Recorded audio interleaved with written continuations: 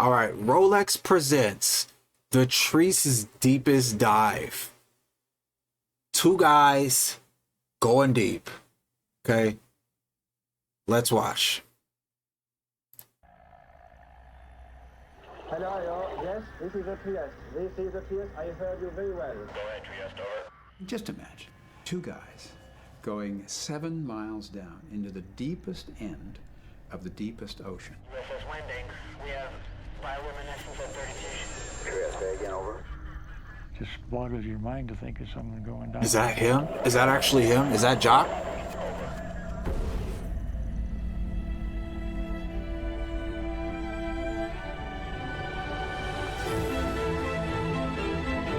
Deepest dive. The story of Trieste? A dive Trieste? to the deepest known place on Earth. Challenger Deep in the Pacific's Mariana Trench. More than 11 kilometers. Why have they not done this again, though? This is like a one-time... Well, I guess. It's probably like... You would definitely have to... You're like 100% risking your life. Like, extremely risking your life. But... I don't know. I feel like there would be people nowadays that would want to do this. Like, why haven't they done this again? Beneath the sea. No air, no light. Two men would set out to explore the ocean's most hostile extremity. 28-year-old U.S. Naval Lieutenant Don Walsh, a qualified submarine officer, and 37-year-old Swiss engineer Jacques Picard.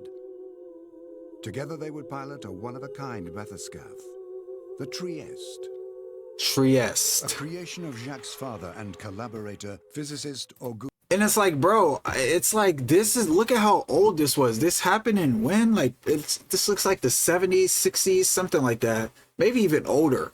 Like, bro, they have to have way better technology now, right? Like, because at first I was thinking, like, maybe they just don't have the tech that to create something that would be able to, like, stand all that pressure. But, like, bro, they would have to have something now, right?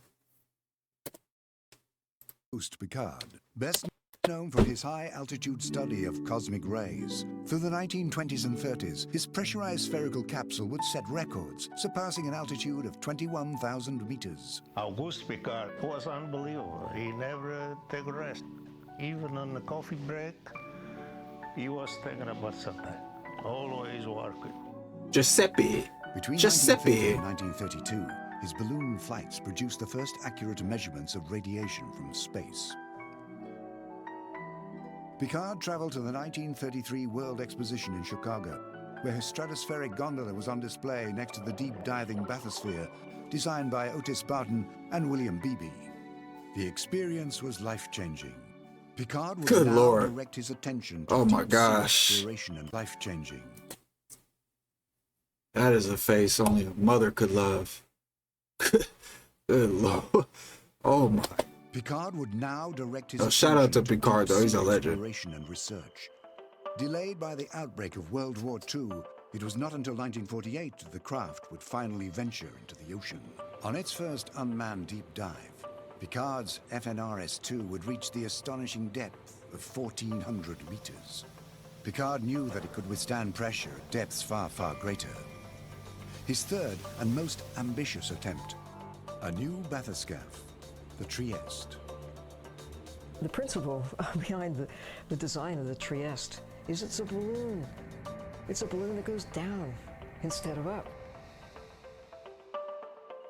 Hanging below this gasoline-filled bag, if you will, the steel ball, where these two guys were crouched together looking out this tiny, tiny little porthole. But you think about the basic physics, you know, gasoline floats, you just need enough to float that 11-ton sphere. You got the chambers on the end for air that hold you up in the surface like a life jacket. Amazing stuff that they really pulled off. The U.S. Navy Office of Naval Research had heard of Picard's work in Italy, by now in collaboration with his son Jacques. Undersea warfare is the Navy's game, and that's a part of it that I was involved in. And you need information. I think it was in 1956 or so, I got a directive to visit Naples, Italy, and inspect the bathyscaphe Trieste.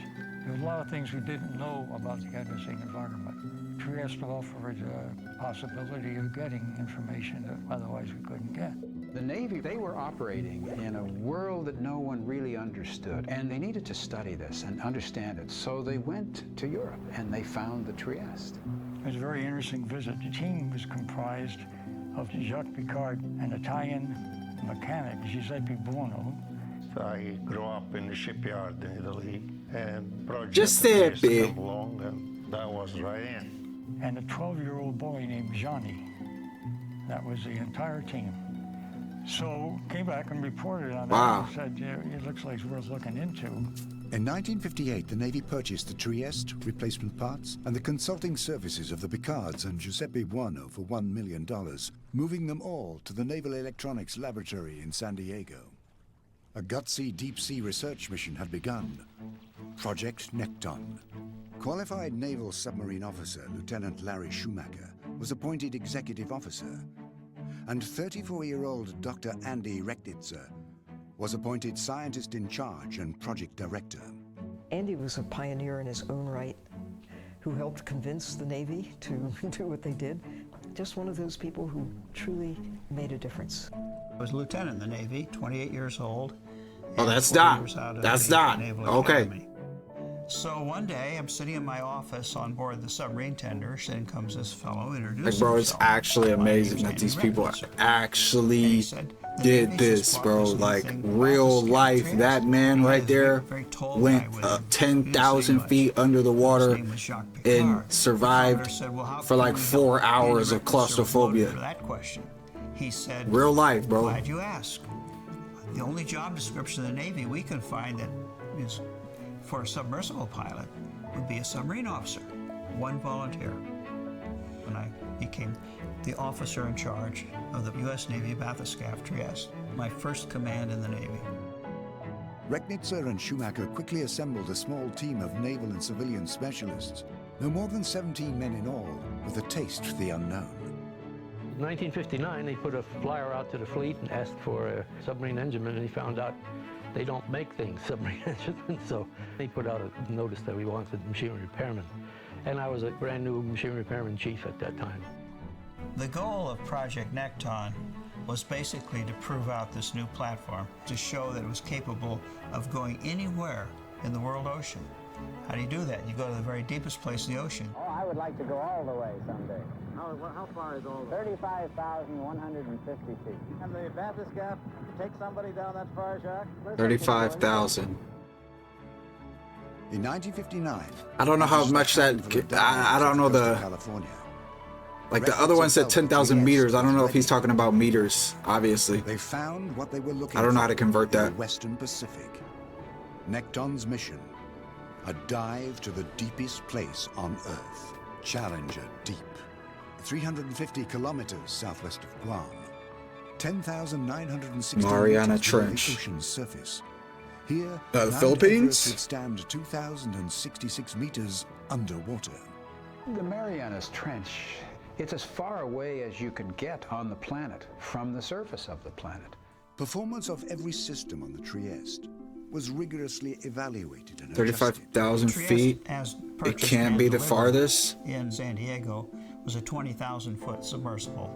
That the original cabin, which was made in Italy, and the original floater balloon was only capable of that depth. The real star was John Michel. He was the kind of guy that if you had a requirement for somebody, just tell him what you needed, give him the materials. Yeah, he was probably he probably underestimated himself, honestly. He's like, I think I'll make it 35 feet, 35K feet. And they asked went even further. The water current meter, that wasn't working anymore. He took the Trieste in and put it up on land and took it all apart and then put the new cabin on it and had the extended balloon. Everything on the bathyscaphe is one of a kind. Nothing you can buy off the shelf. Everything that we put on the bathyscaphe, we had to think of and design and make it. Test dives off Guam began. Nothing could be left to chance. They did this step by step by step. Each time they did it, there was this kind of challenge and response, and challenge, and so they worked deeper, they got deeper.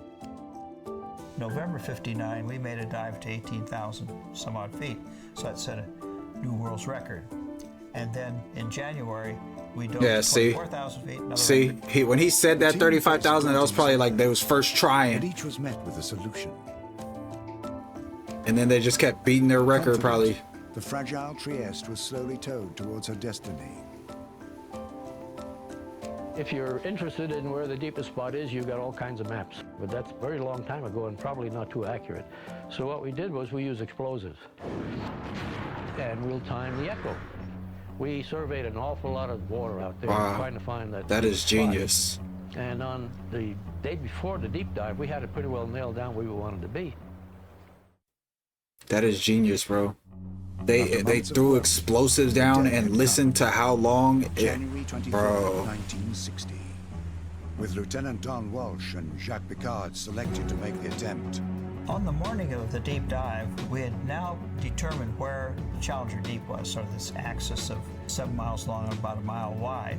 And when the tug came out from Guam, towing the Trieste at a magnificent 5 knots, which is as fast as we dare go, because remember, it's an underwater balloon, it's pretty fragile, and came out, we said, okay, put it here. That's where we did the dive. There was a lot to think about that morning. The sea state was somewhat rough. Well, that day was pretty bad. We ended up on the rough sea, and the Trieste was pretty bad. The inside was more safe than the outside because of the waves. Was a lot of shock there.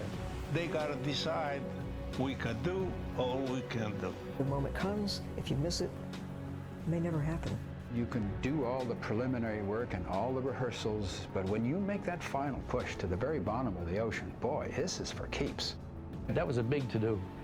We had the meeting. Oh, look at the little doggy. Table. We had 2 lieutenants, myself, Picard, and Andy Recknitzer. Picard said, I don't believe we should make the dive. Andy Recknitzer says, why not? I never forgot in my life. Oh, Ferris on Twitch is just into the leaderboard. I was sitting on my bed and said, what do you think? He just said, make the dive or not? Well, he says, I'm not sure. It's not perfect. You know, things are not perfect. See, the problem was to get out of the rubber boat to go on top of the trees with the waves was too dangerous. And Don Walsh said, sure, we can make the dive. You know, we can do this sort of thing. Picard says, and he wasn't really sure. Don Walsh come up and said, well, John, he said, you put the sphere back together. Would you make the dive? Picard must have passed, huh? Because they don't have him on here. I say, if you could get on board, you got him. Then it's good. He said, then we'll Rest in make peace, the dive. Picard. Gamble all, lost it all. The Trieste as quickly as we could. Our feeling was the longer we stayed out there, just lying to in these waves, we might have something break off that wouldn't let us make the dive. Better to get on with it. And people say, well, you scared? No. We've been doing it for several months. It's, I suppose, like test flying an airplane. You're on your game. I actually wouldn't try it again. Up there, but that's a little different from being scared. You're just very alert to everything, every noise, every nuance. But we'd heard all of those noises and nuances already, so we were pretty much at one, if you will, with the machine. We got down the cabin and off we went.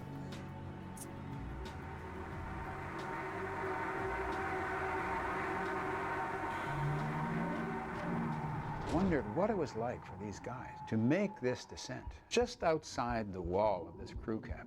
There's no oxygen to breathe. It's forever dark, and the temperatures are near freezing. It's tense. Inside the cabin, probably around 40 degrees, and it's almost like a household refrigerator, and not much bigger than a household refrigerator. It was close in there.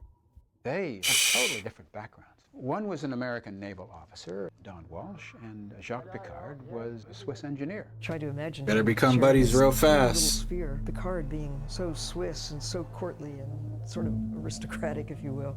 And Don, he was so Navy. Used to getting his own way. I mean, after all, he was in charge. Better get buddy real fast, because those differences disappeared as soon as they got below the surface. This was a kind of combat with the forces of the ocean. And combat like this really brings people together. They were tight inside that sphere. He came from a different place, a different world, a different set of values, but we had a common goal. Hello, hello. Yes, this is the Trieste. We are descending very slowly. The Trieste began her descent to the bottom of the ocean. 100, 300, 1,000 meters. Oh, here we go. Here we go. Deeper. Releasing small amounts of the aviation fuel ballast, Walsh and Picard guided the Trieste to the thermal layers. 1,000 meters, I think, is where they say the light goes out, right? 1 to 2 meters per second.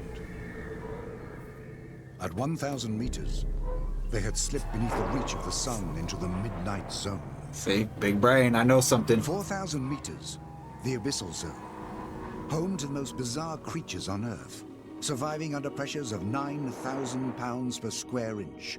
I rebuke you, Satan.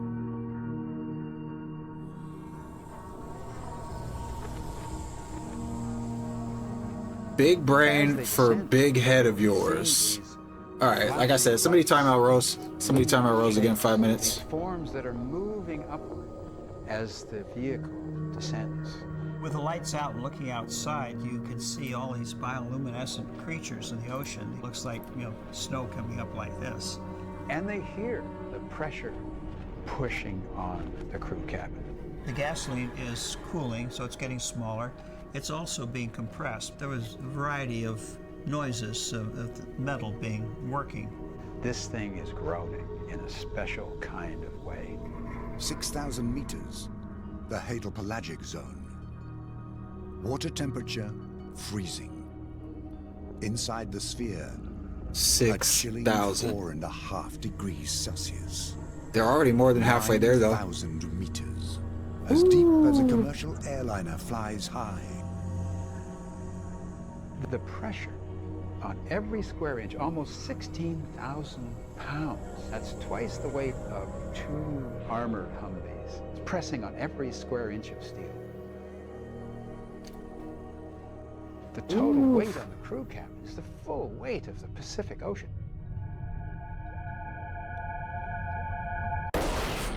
A gut-wrenching sound hammers the Trieste. Both men react, searching for answers. Anything that would explain what was happening. At about sir. 31,000 feet, we had a Don't great you big do that. bang, and we really didn't know what it was, except that we were still alive. The big fear was that water was going to come into that yeah. and turn these guys into pink hash. That's what the ocean does at those pressures. The thing is, if it had been a failure of pressure boundary, the pressure there was about 7 tons per square inch. Wait, so this is what I don't understand, though. This is kind of what I don't understand a little bit. Is like, okay, the human body, like, right, if they were to get out into the ocean, he's saying, like, it's just gonna, like, put them into dust because so much pressure, right, just taking a stronghold on them. But, bro, it's like, how do these fish be down there? How do they be down there, bro? I guess it's just like they've just adapted more than their bodies are adapted to it. Like, I don't understand that part. Over instantly. They waited for the end, and it didn't come. But they were so close to the bottom, and since they weren't dead, they decided to keep going. We looked at all our gauges, everything was working well. Yo, the fat fish can breathe. No. I get that. No. I get fish can breathe down there. But I think what he was trying to say is that if they got out of the water, that they're going, because of the pressure, it's just gonna like make them into dust, like you know what I mean? It's gonna like it's so much pressure, you know what I mean? That their body can't even withstand it. It's not the breathing. I don't think it's like the breathing. It's like, bro, it's like, how does the fish's body withstand all that pressure down there? We continue to dive. I mean, who else would do that except these 2 guys? That was the heroic moment. The Trieste passes 10,500 meters. Steel shot ballast is released to slow their descent. External mercury vapor lamps beam out into crystal clear water. Finally, after 5.5 hours of free descent, the Trieste settles on the bottom of Challenger Deep. We shook hands, and we're Wow. kind of pleased that we had done something. Wow. I think it was a feeling of exuberance, a Wow. calm feeling of, well, we So that's why. So like I was saying earlier, like how come they like people just don't keep going deeper? That I guess you would have to find where it is that's deeper, because I mean they kind of reached the bottom right there already. But that's not like technically the bottom, right? Bottom of the ocean. It's like that's just the bottom of that part that they were at. did it. Life magazine had a small camera fixed inside the cabin, so we triggered that and took a picture of the two.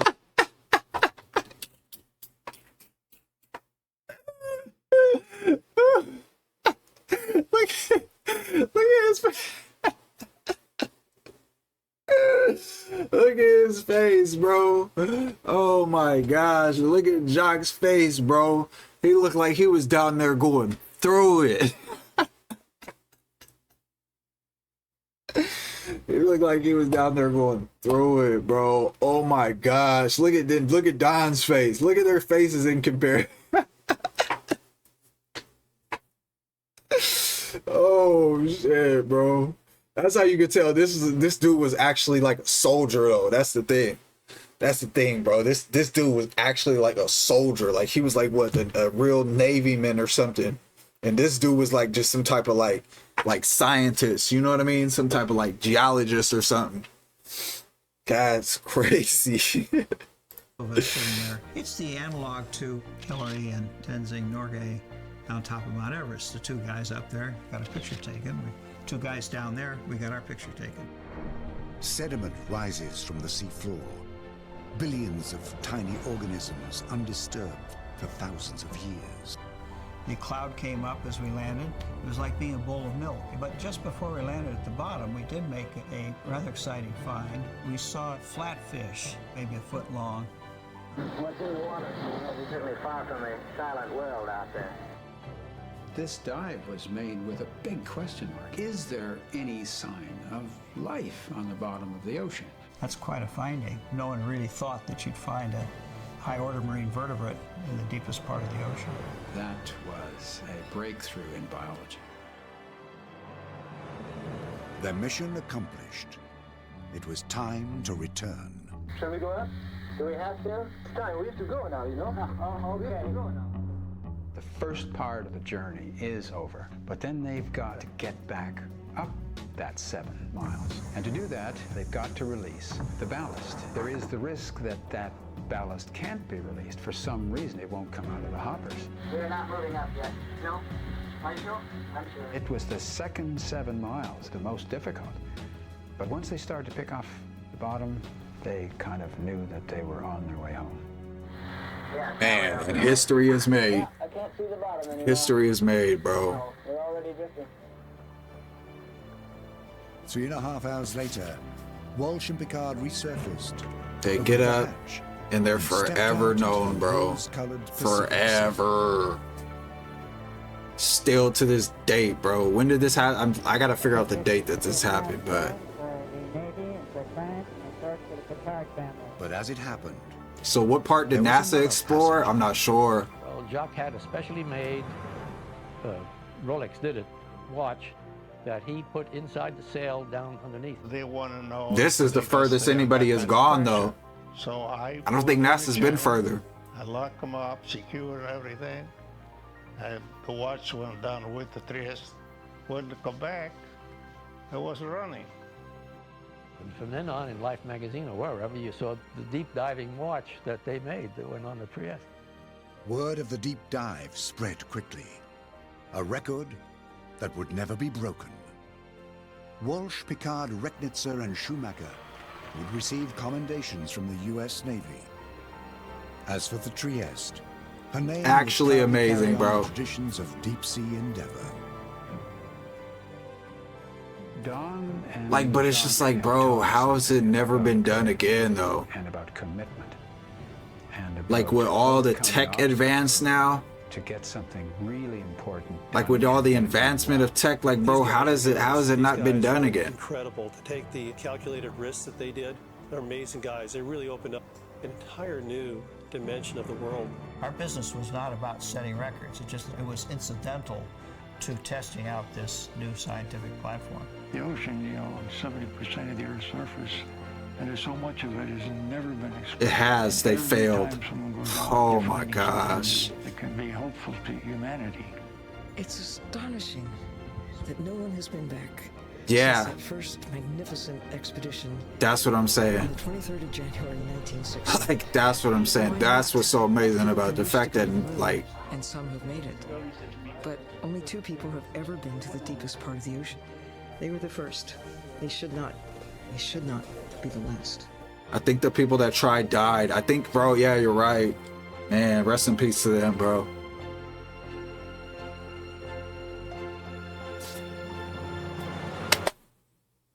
Amazing, amazing video, bro. Cinema. That was a good vid. Good vid, guys. Yeah, if you're watching this video, if you watch this video, I really appreciate you. If you drop a subscribe and like, I appreciate you way even more. You know what I mean? I hope you guys learned something today. I hope this was interesting.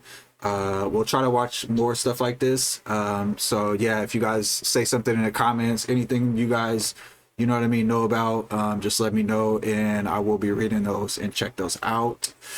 But yeah, peace, y'all.